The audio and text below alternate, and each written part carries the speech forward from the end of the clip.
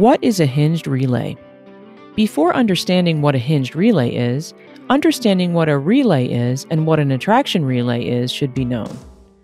A relay is an electrically operated switch that controls a separate circuit. An attraction relay is a relay that operates by an armature being attracted to the poles of an electromagnet, or a plunger being drawn into a solenoid. A hinged relay is a type of attraction relay that separates itself by the structure of the electromagnet. Hinged relays directly or indirectly switch contacts by the rotating movement of the armature around the fulcrum. Its operating principle is simple. An armature will be attracted to the poles of an electromagnet.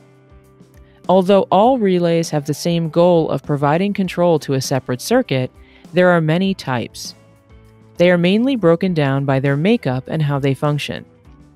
If you like this information on hinge relays, please like this video and be sure to subscribe to our channel for more information on industrial products and processes. For information about Radwell, visit us on the web at radwell.com or connect with us on social media. Thanks for watching.